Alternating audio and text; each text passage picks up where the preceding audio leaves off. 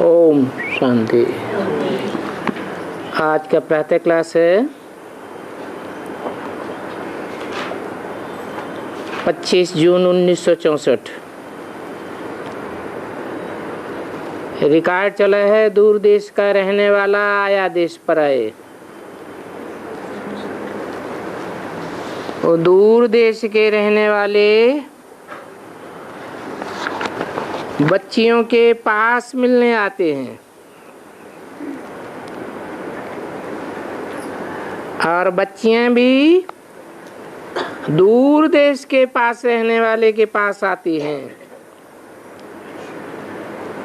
ये बच्चियां कोई तीर्थों पर नहीं आती हैं या कोई पहाड़ी पर हवा खाने नहीं जाती हैं।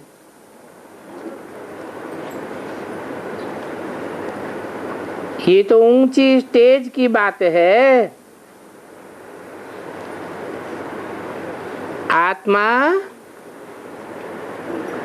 इस धरती के वातावरण से ऊंची स्टेज में जाती है। भक्ति मार्ग में मनुष्य तो पहाड़ों पर जाते हैं, वो जाते हैं वहां हवा खाने के लिए। परंतु बच्चे तो यहाँ आते हैं जहाँ ज्ञान की हवाएं हैं।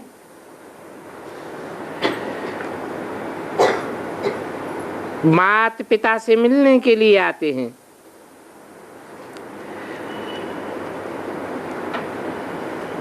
ये जानते हैं कि माता पिता दूर देश के रहने वाले आते हैं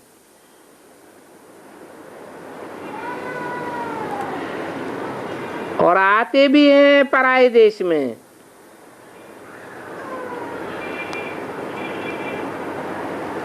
ये रावण का पराया देश है।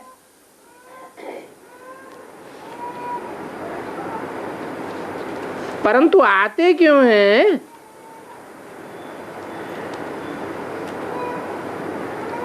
स्वदेश रचने के लिए। स्वर्ग है स्वदेश, स्व माने आत्मा, आत्मा का देश है। और ये है रावण का पराया देश। रावण अर्थात 5 विकार और उनसे प्रभावित हुए 5 तत्व, ये 10 रावण के रूप हैं।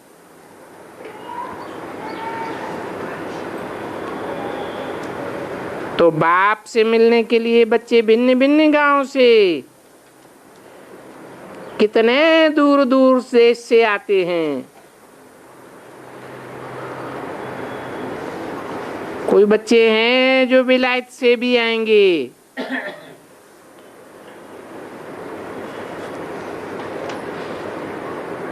कब की वाणी है जो बोला आएंगे? हैं? सन 64 की वाणी है।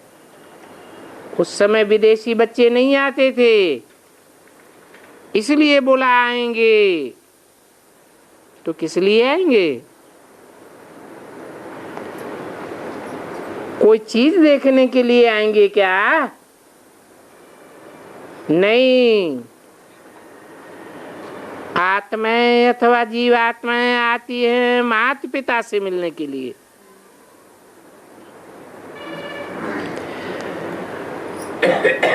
ये माता पिता भी हैं दूर देश के रहने वाले।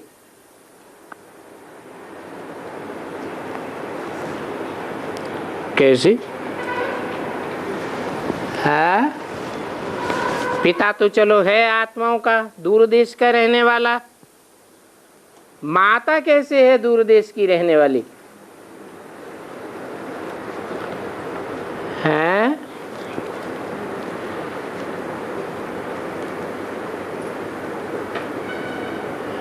इसे षष्ठी में आत्माएं पार्ट बजाने के लिए आती हैं तो कहां से आती हैं? परमधाम से आती हैं। ये तो बेहद की बात है। और हद में जब बच्चे जन्म लेते हैं तो कहां से जन्म लेते हैं? हैं?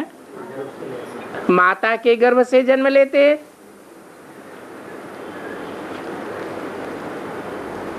इसी बात को पुराने शास्त्रकारों ने भी बोला है, मध्योनि परम ब्रह्म।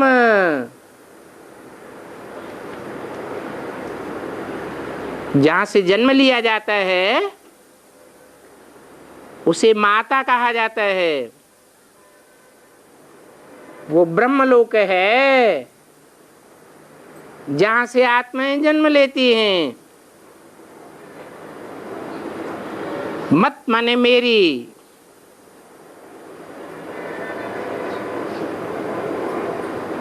मैं उस माता में गर्भ डालता हूं, ज्ञान का बीज डालता हूं। मैं माने कौन? परमपिता परमात्मा शिव। किस में बीज डालते हैं? परम धाम में बीज डालते हैं क्या? नहीं, वो तो एक जड़त्वमयी तत्व है। परंतु जब परम पिता परमात्मा इस सृष्टि पर आते हैं तो जिस तन में ज्ञान का बीज डालते हैं वो तन ही परम ब्रह्म है, जो शास्त्रों में भी प्रसिद्ध है।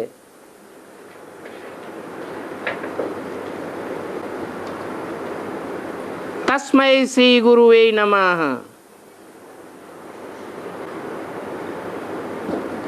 किसको नमः? गुरुर्ब्रह्मा गुरुर्विष्णु गुरुर्देवो महेश्वरः, गुरु साक्षात् परम ब्रह्म।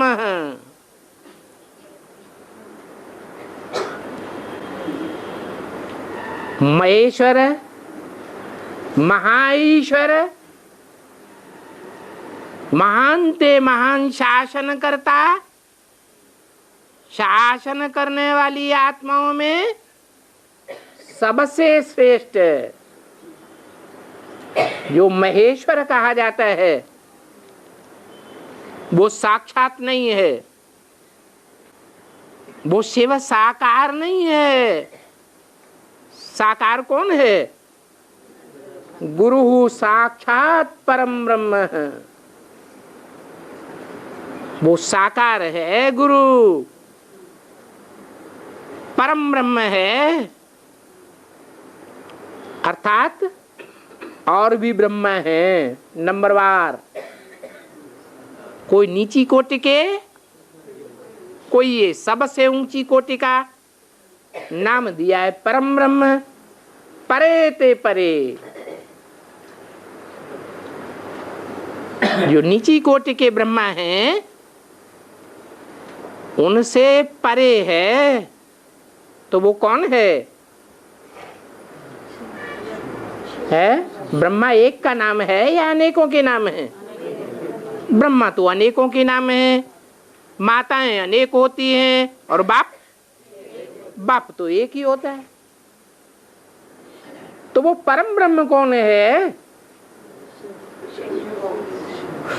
शिव तो बाप है, बीज डालने वाला, ज्ञान का बीज डालता है। परंतु पहले पहले डालता किसमें है?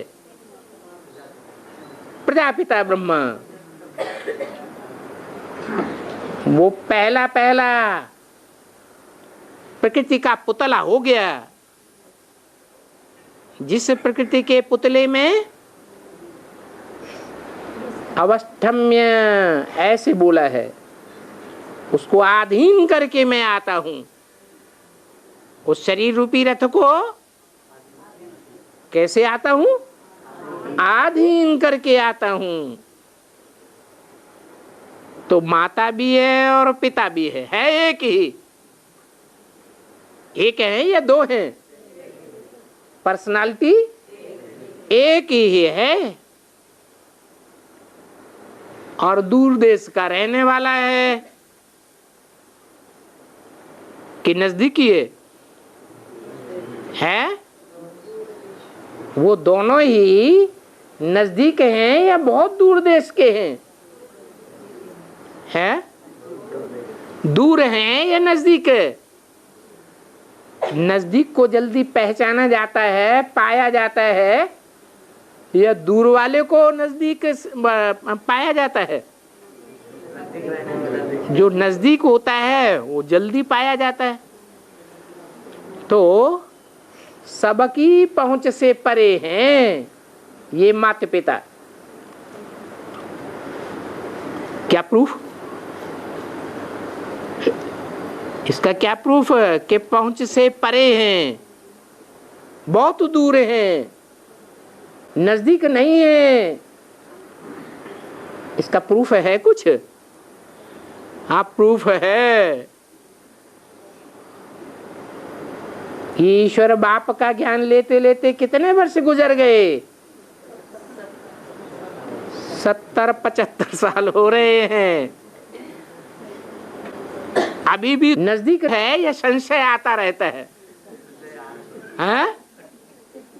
संशय आता है या नहीं आता है? अभी भी संशय आता है। तो पहचाना या नहीं पहचाना? कहेंगे नहीं पहचाना। अब भी दिल्ली दूर है, अभी नजदीक पहुंचे नहीं है। तो अब तुम किसके आगे बैठे हो? है? अगर दूर देश का रहने वाला है तो अभी तुम किसके आगे बैठे हो? कहेंगे माता पिता के सामने बैठे हो, जिससे स्वर्ग के सुख घनेरे मिलने हैं।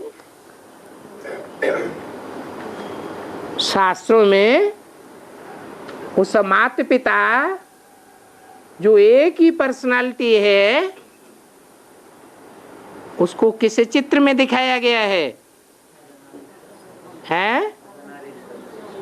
अर्धनारीश्वर के रूप में दिखाया गया है। आधा अंग स्त्री का और आधा अंग पुरुष का। तो जिससे स्वर्ग के सुख मिलने हैं, परंतु उनकी मत से मिलने हैं, इसलिए श्रीमत का इतना गायन है। भगवान वाच, ये श्रीमत गाई हुई है। श्रीमत किसकी मत है? श्रेष्ठ ते श्रेष्ठ मत किसकी है? ब्रह्मा विष्णु शंकर की मत का गायन नहीं है। क्या? ब्रह्मा की मत का भी गायन नहीं है। क्यों? क्योंकि ब्रह्मा के मुख से मत तो देते हैं, लेकिन कोई है? कोई समझ नहीं पाता है। बाप कोई नहीं पहचान पाता। ब्रह्मा ने बाप को पहचाना क्या? नहीं पहचाना। विष्णु की मत, विष्णु की मत का गायन है? विष्णु की मत का भी गायन नहीं है। अच्छा, शंकर की मत का गायन है? शंकर की मत का भी गायन नहीं है। क्यों? क्योंकि ब्रह्मा विष्णु शंकर के मुख द्वारा आवाज तो निकलती है, गूंगे तो नहीं है, परंतु प्रैक्टिकल में संपन्नता करने वाली तीनों मूर्तियां नहीं है। तीनों मूर्तियों में भी उन मूर्तियों की जो अपनी अपनी आत्माएं हैं वो भी संपन्नता लाने वाली नहीं है। कौन संपन्नता लाने वाला है? परमपिता परमात्मा शिव ही है, जिस सुप्रीम सोल की मत का गायन है। तो सबसे श्रेष्ठ माता पिता हैं जिसका गायन करते हैं। ये कंबाइंड रूप है माता और पिता। इस सृष्टि के रचयिता माता पिता का आह्वान करते हैं कि इस छी पतित दुनिया में आओ और आकर के हमको पावन बनाओ। हैं कि ऊपर बैठे बैठे ही पावन बनाओ? नहीं, आओ सिर्फ पिता के रूप में नहीं, माता और पिता दोनों के कंबाइंड रूप में आओ। कंबाइंड का मतलब क्या है? दोनों के संस्कार मिलकर के एक हुए पड़े हों, अलग अलग दिखाई न देते हों। तो एक ही शरीर में माता पिता दोनों ही चित्रों में चित्रित किए गए हैं। तो अब वो माता पिता पराये देश में आए हैं।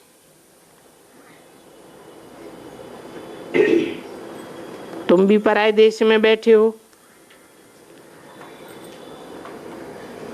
और जिस देश में बैठे हो उसका शास्त्रों में गायन है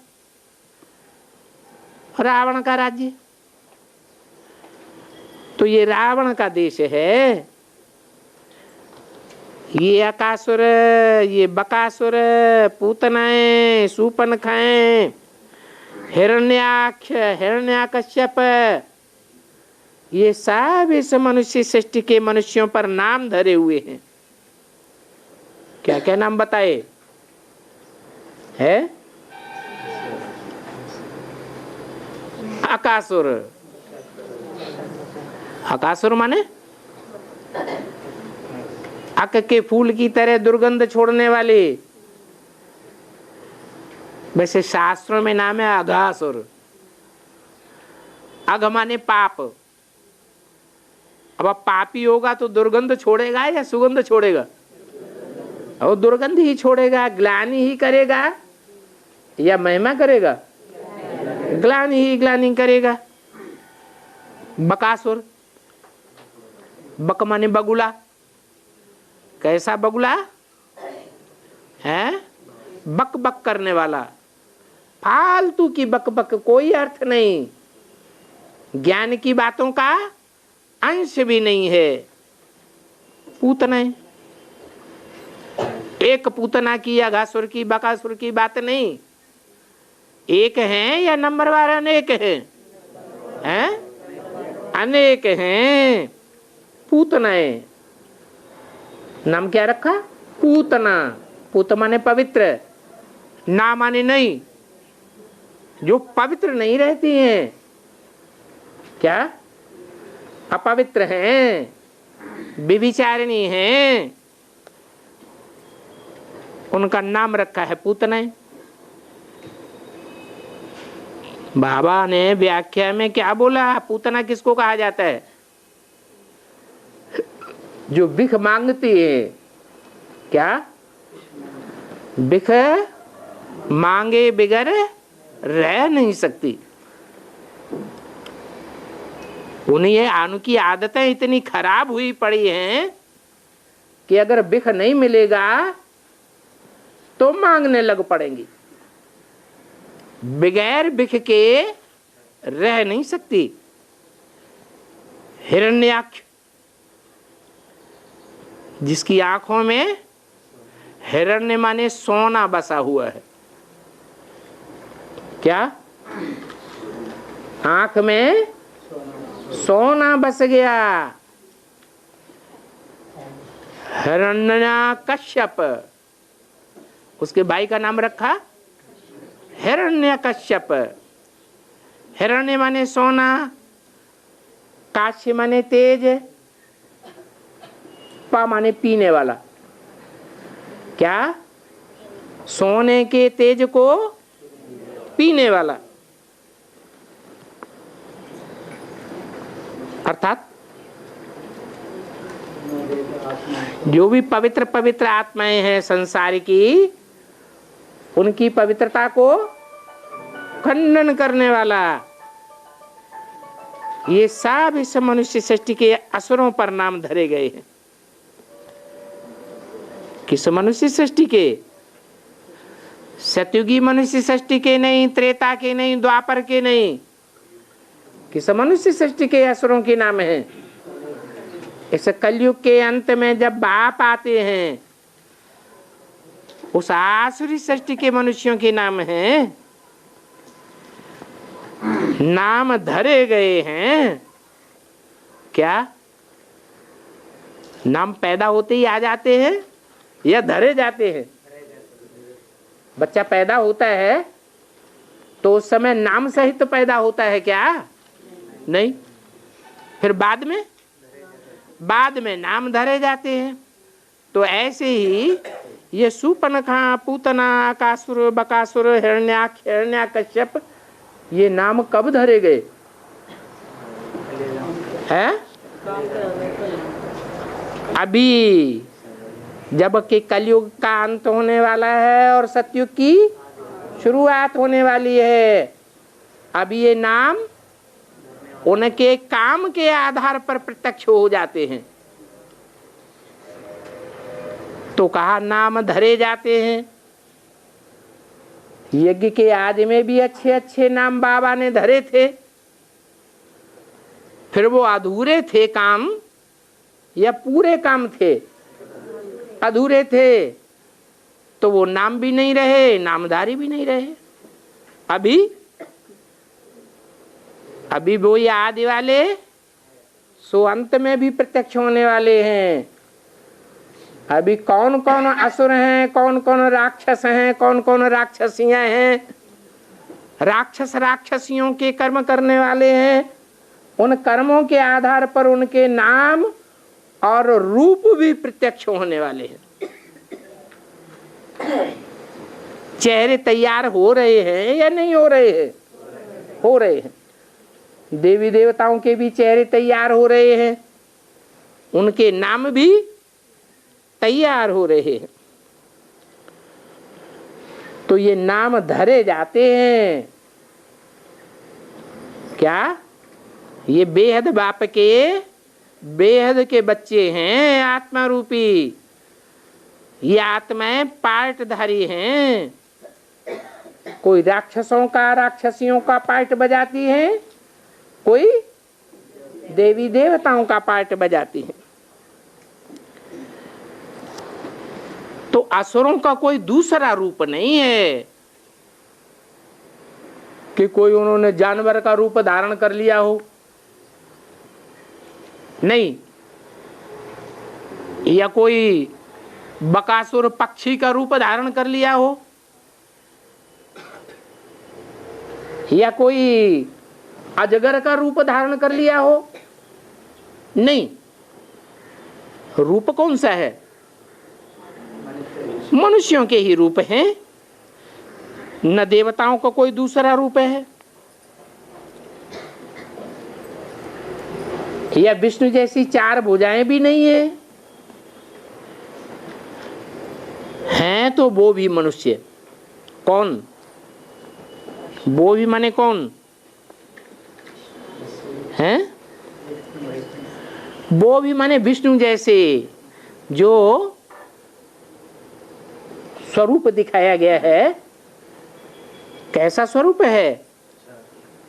विष्णु भी देवता है, वो भी मनुष्य जैसा है। और रावण भी राक्षस है, वो भी मनुष्य जैसा है। परंतु न तो 4 भुजाएं होती हैं मनुष्यों को, और न 10 सिर होते हैं। फिर फिर फर्क क्या हुआ? उनका अर्थ है कि जो विष्णु रूप में पार्ट बजाने वाली संपन्न आत्माएं हैं वो संस्कार मिलाने का पार्ट बजाती हैं। क्या? स्वभाव और संस्कार मिलाने का पार्ट बजाती हैं जब बाप आते हैं। और जो देवता संपन्न नहीं बनते हैं, असुर बनते हैं, वो क्या करते हैं? लड़ाई करते हैं, झगड़ा करते हैं, लड़ झगड़ करके अपने पार्ट को राक्षस का बनाए देते हैं। तो मनुष्य व देवता है तो मनुष्य, परंतु देवताओं का पावन देश में पुनर्जन्म था। क्या? देवताओं का जन्म कहाँ हुआ? पतित देश में या पावन देश में? पावन देश में उनका जन्म हुआ। जब पावन दुनिया बनती है तो वो एक एक करके प्रत्यक्ष होते जाते हैं कि ये देवताएं हैं। सारे संसार को पता लगता है कि जो विष्णु रूप है उसमें 4 भुजाएं चैतन्य आत्माएं कौन कौन है जो पार्ट बजाने वाली है, और उन 4 भुजाओं को संचालित करने वाली आत्मा कौन है? भुजाएं अपने आप चलती हैं या कोई चलाने वाला और होता है? चलाने वाला कोई अलग होता है। सतयुग त्रेता जैसे ईश्वर का घर है। क्या? सतयुग त्रेता क्या है? ये ईश्वर का घर है, और द्वापर कलयुग रावण का घर है। स्वर्ग में आते हो तो अपने घर में आते हो, अभी हो पुराने घर में, कहेंगे रावण के घर में हो, तो बाप आकर तुमको रावण के घर से छुड़ाते हैं। क्या? अभी तुम कहाँ बैठे हो? किसके घर में बैठे हो? रावण के घर में बैठे हो। कैसे? हाँ? माताएं और कन्याएं अगर कहेंगे हम रावण के घर में बैठे हो तो पति और पिता लोग पिटाई करेंगे। हैं? फिर कहेंगे? उनके सामने कहेंगे? नहीं कहेंगे, डरपोक हैं, सच्ची बात नहीं कहेंगे। कम से कम इतना तो कह सकते हैं, देखो भगवान आया हुआ है ब्रह्मा के तन में। हम नहीं कहते हैं, ब्रह्मा बाबा के मुख से शिव बाबा ने कहलवाया है कि पुरुष सब दुर्योधन दुशासन। तो घर किनके होते हैं? हैं? घर किनके होते हैं? पुरुषों के आधिपत्य होता है घर में, या कन्या माताओं का आधिपत्य होता है? पुरुषों का आधिपत्य होता है द्वापर कलयुग में। लेकिन सतयुग त्रेता में ऐसा नहीं होता। वहां पहले लक्ष्मी फिर नारायण, पहले सीता फिर राम। तो बाप आकर के तुमको रावण के घर से छुड़ाते हैं, लिबरेट करते हैं। आधा कल्प तुम माया के देश में पुनर्जन्म लेते रहते हो। क्या? आधा कल्प माना 2500 वर्ष तुम्हारा जन्म रावण के देश में होता है, और 2500 वर्ष राम के देश में होता है। सतयुग त्रेता में तो राम राज्य अथवा ईश्वरीय राज्य है। राम राज्य क्यों कहा? फिर ईश्वरीय राज्य क्यों कहा? हैं? क्या राम ईश्वर है? हैं? निराकारी राम, जो निराकार है, जो सदैव बिंदु है, उसका नाम राम होता है, या उसे बिंदी का नाम स्पेशल है? उसका नाम तो शिव है। तो ऐसे थोड़े ही कहेंगे कि भगवान का नाम राम है। राम कृष्ण कोई भगवान नहीं होते। भगवान तो सदैव ही निराकारी स्टेज वाला है। तो बताया कि सतयुग त्रेता में राम राज्य अथवा ईश्वरीय राज्य है। अगर कहें राम राज्य तो भी किस लिए कहेंगे राम राज्य? कि संगम युग में जो राम वाली आत्मा थी उसके अंतिम जन्म में ईश्वर ने आकर के प्रवेश किया और राम राज्य स्थापन किया। क्योंकि राम के शरीर के अंतिम जन्म में प्रवेश करके राम राज्य स्थापन किया, इसलिए उसका राम राज्य नाम है। और ईश्वर ने वो राज्य स्थापन किया, इसलिए ईश्वरीय राज्य है। तो वो ईश्वर का घर है। स्वर्ग में आते हो तो अपने घर में आते हो। अभी हो पुराने घर में, अभी कोई नए घर में नहीं है। भले आज नया मकान बनाया हो, आज बनावेंगे, कल जमीन हिलेगी, टूट फूट के बराबर हो जाएगा। तो पुराने घर में हो, रावण के घर में। आधा कल्प तुम द्वापर कलयुग में पुनर्जन्म लेते आए, आधा कल्प रावण के राज्य में पुनर्जन्म लिया।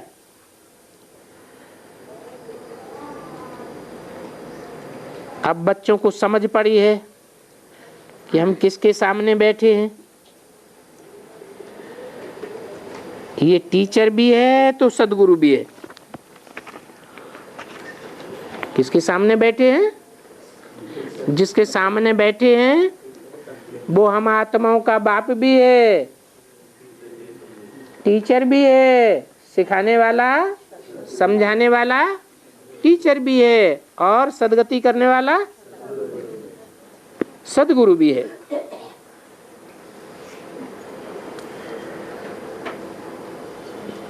तुम ही पढ़ते हो मनुष्यों को देवता बनाने के लिए। अब तुम आसुरी संप्रदाय से दैवी संप्रदाय बन रहे हो। तुमको कांटों से फूल बनाने इस रथ पर बाप सवार होकर के आए हैं। क्या कहा? इस रथ पर बाप सवार होकर के आए हैं। किस रथ पर है? अरे बोली वाणी किसके द्वारा गई है? फिर है तो किस रथ पर सवार होकर आए हैं? इस रथ पर सवार होकर आए हैं। तो वो रथ है या खलास हो गया? खलास हो गया। लेकिन आते किस लिए हैं? कांटों से फूल बनाने के लिए। तो फूल बने क्या? जिस रथ पर सवार होकर के आए उस रथ पर सवार होने के बाद कांटे से कोई फूल बने क्या? है? नहीं बने। ब्रह्मा कुमार कुमारी क्या क्या कहेंगे? है? प्रजापिता ब्रह्मा कुमार कुमारी नहीं, अम्मा कुमार कुमारी क्या कहेंगे? हाँ, फूल बने क्यों नहीं? मम्मा बाबा क्या बन गए? फूल बन गए। अगर बाबा फूल बन गए तो गुलजार दादी के दिल से पूछो, जब उनमें प्रवेश होता है और रात भर एक आसन से बैठी रहती है और फिर उन्हें 14 घंटे आराम करना पड़ता है। शरीर दर्द होता है ना, तो दर्द मिटाने के लिए उतना लंबा समय आराम भी करना पड़ता है। तो कांटा हुआ या फूल हुआ? तो कांटा हो गया।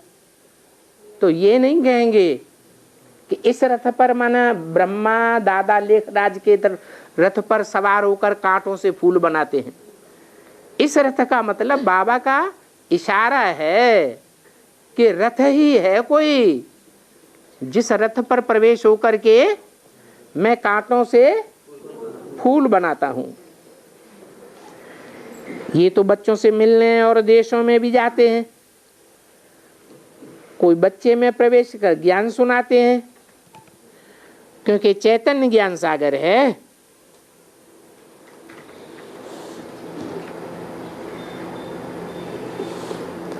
जड़ सागर तो नहीं है।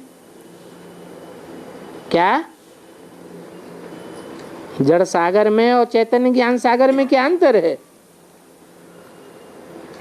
जड़ सागर में तो बड़े बड़े जहाज भी डूब जाते हैं, और जो चैतन्य सागर है वो किसी को डुबोता नहीं है। वो काहे के लिए आया है? विषय सागर से पार ले जाने के लिए आया है या डुबोने आया है? पार ले जाने आया है। तो वो डुबोता नहीं है, नहीं, ये तो चैतन्य है।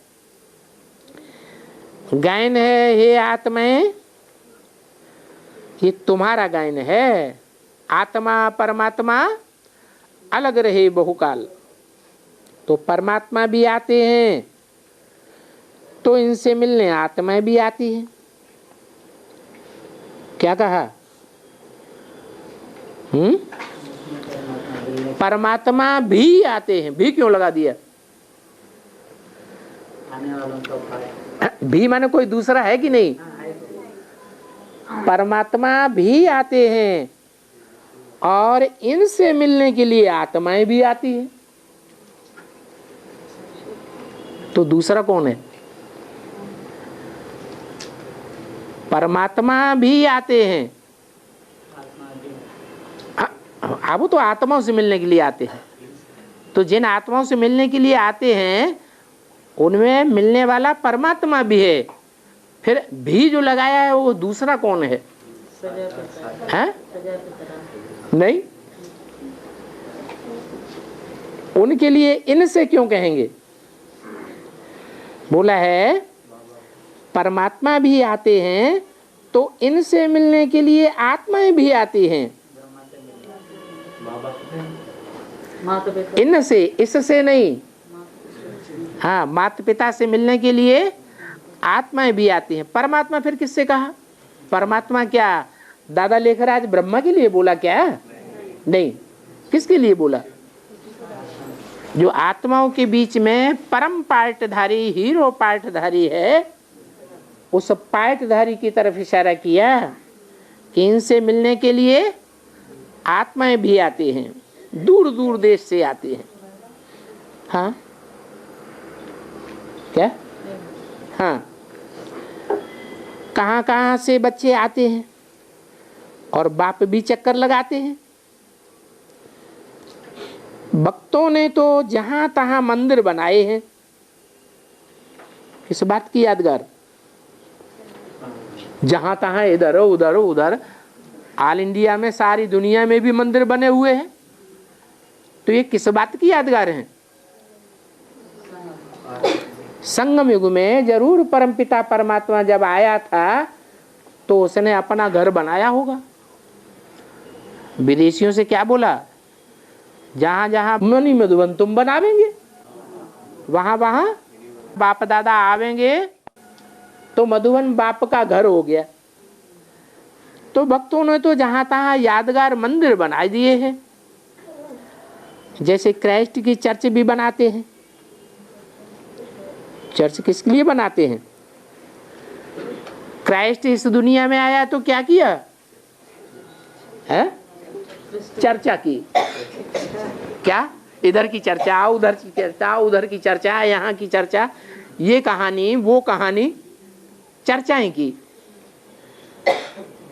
चर्चा की या धारा प्रवाह ज्ञान सुनाया?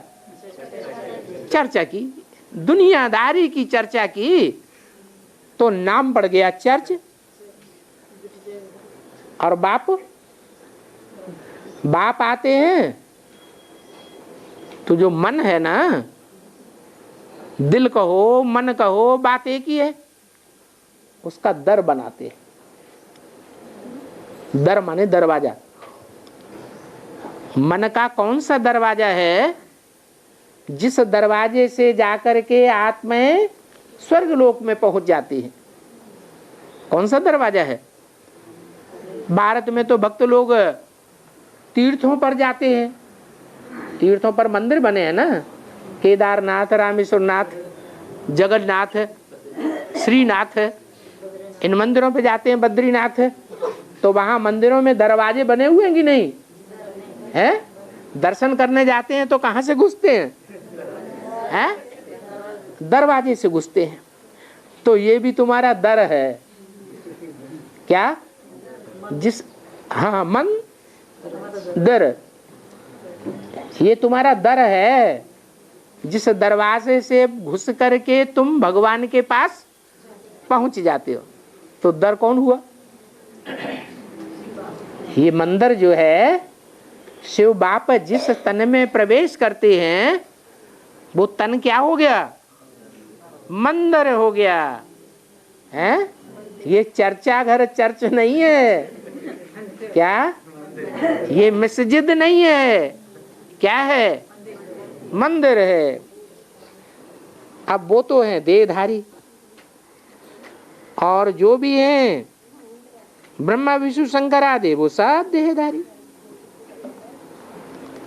क्या? इन सबसे ऊंचे ते ऊंचा तो भगवान है। उनको अपना शरीर नहीं है क्या?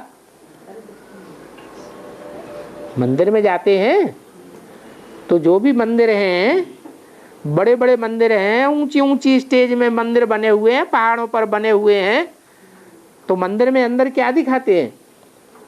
पुराने पुराने मंदिरों में मूर्ति नहीं, लिंग दिखाते हैं। वो निराकार की यादगार है ना। तो बताया उनको अपना शरीर नहीं है, उनको तो सभी बाप कहेंगे। क्या? जिनको अपना शरीर नहीं है उनको सभी अपना बाप कहेंगे, परम पिता कहेंगे, गॉड फादर कहेंगे।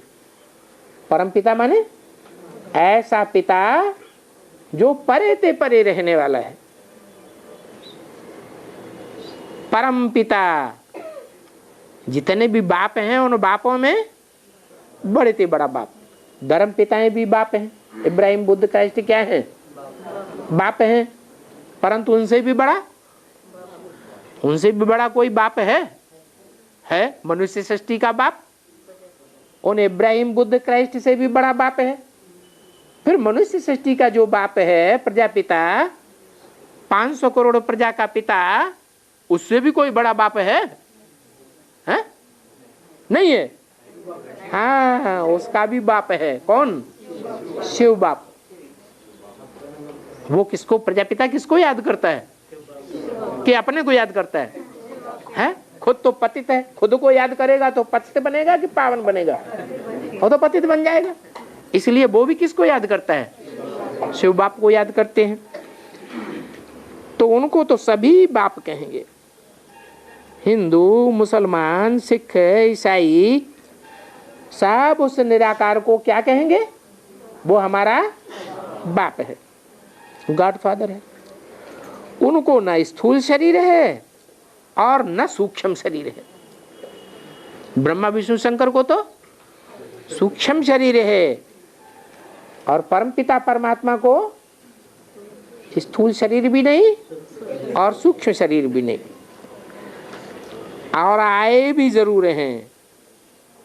ऐसे नहीं है कि उनको शरीर नहीं है तो इस दुनिया में आते ही नहीं है, क्योंकि इस दुनिया में जो भी आत्माएं आती हैं उनको शरीर लेना पड़ता है। तो और आत्माओं को भले शरीर लेना पड़ता है, लेकिन उनको शरीर लेना नहीं पड़ता। कंपल्सन नहीं है उनके लिए कि वो शरीर धारण ही करें। नहीं, कैसे आए हैं ये भी सब भूल गए। क्या? आत्माएं कैसे आती है वो तो सब जानते हैं। गर्भ में प्रवेश करती है, जानते हैं कि नहीं जानते हैं?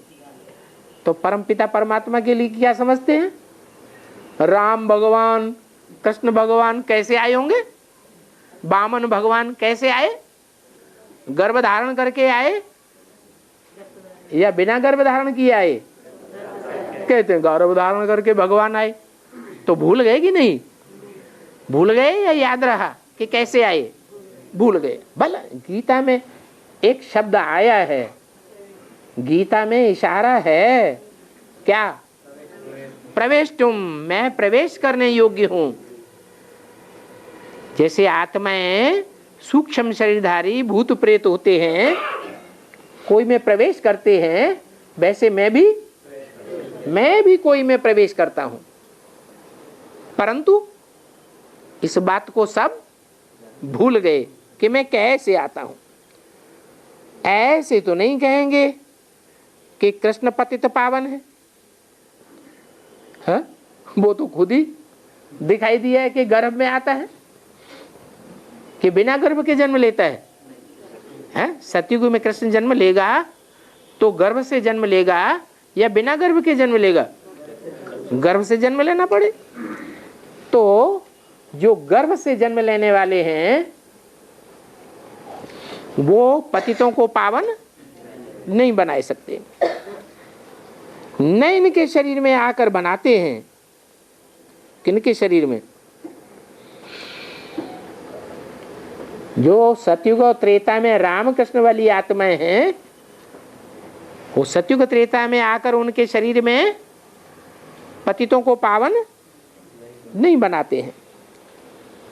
वो तो है ही पावन। कौन? सतयुग त्रेता के राम और कृष्ण तो है ही पावन, पावन दुनिया में रहने वाले हैं। हाँ, वो ही जब कलयुग के अंत में पतित बनते हैं। कौन?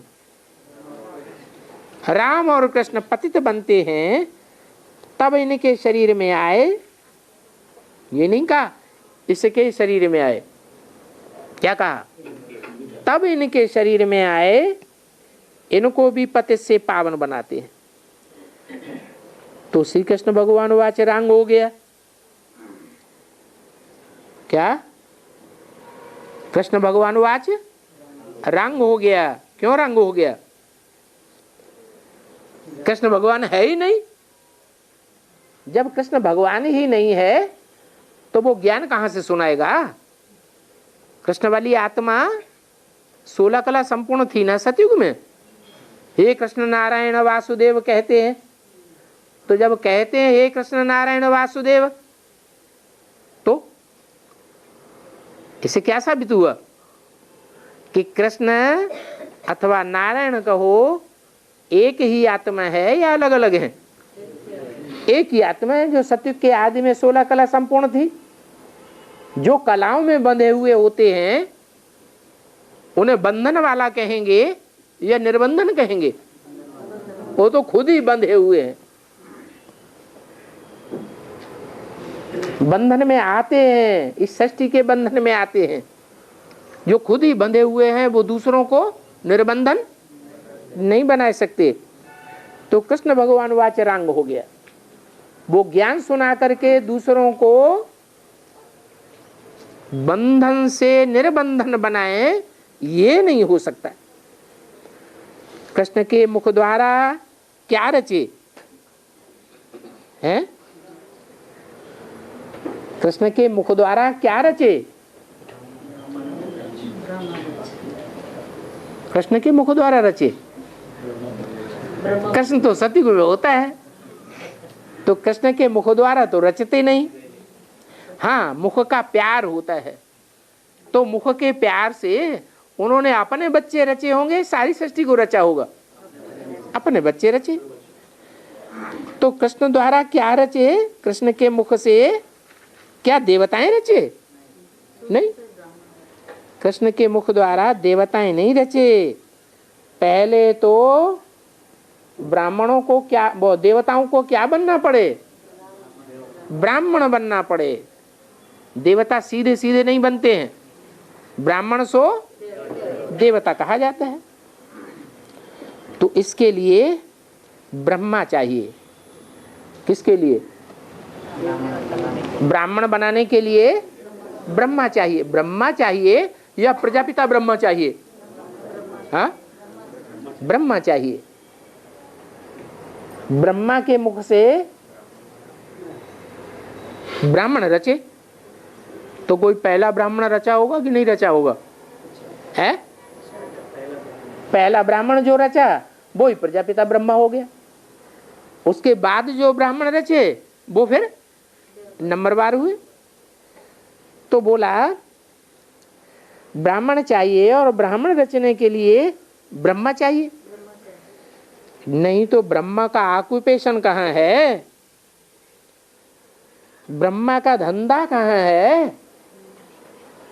अगर रचा नहीं तो कृष्ण का नाम लगाने से ब्रह्मा की बायोग्राफी गुम हो जाती है। क्या भगवान कृष्ण के मुख से आकर के ज्ञान देता है, गीता में कृष्ण का नाम डाल दिया है, ऐसा कहने से ब्रह्मा की बायोग्राफी खत्म हो जाती है। कृष्ण द्वारा सत्युग स्थापन किया, ये तो रंग बात है। अगर कृष्ण द्वारा सत्युग स्थापन किया तो ब्रह्मा का ऑक्यूपेशन तो गुम कर दिया। ब्रह्मा के द्वारा क्या किया फिर? परंतु तुम बच्चे जानते हो, कौन से बच्चे जानते हो? असली बात कौन बच्चे जानते हो? तुम बच्चे जानते हो। तुम बच्चों में और उन बच्चों में क्या फर्क है? हैं? तुम सन्मुख यहां आते हो और वो सन्मुख यहां नहीं आते हैं। तो तुम बच्चे जानते हो जो यहां आते हो, बाकी जो नहीं जानते हैं वो तो समझेंगे कि दुनिया में जैसे और सत्संग है वैसे ये भी एक सत्संग है, कॉमन सत्संग, जहां गीता बैठ सुनाते हैं। परंतु यहाँ कौन सुनाते हैं ये उनको पता नहीं पड़ सकता। तुम बच्चे जानते हो ज्ञान का सागर बिलीव्ड मोस्ट माता पिता सुनाते हैं। तुमको सुनाने वाले हैं? कोई छोटे मोटे नदी नाले नहीं है, सरोवर नहीं है, बड़ी बड़ी झीलें नहीं है। कौन है सुनाने वाला? छोटे मोटे सागर भी नहीं है, ये तो ज्ञान का सागर है। कितना मीठा, कितना प्यारा है। तुम कोई भी मनुष्य को मीठा नहीं कह सकते हो। क्यों नहीं कह सकते हो? जब प्यार हो जाता है तो नहीं कहते बड़ा मीठा लगता है? कहते कि नहीं कहते हैं? तो बाबा तो कहते तुम नहीं कह सकते हैं? कह सकते कि नहीं कह सकते हैं? कोई मनुष्य को मीठा कह सकते या नहीं कह सकते?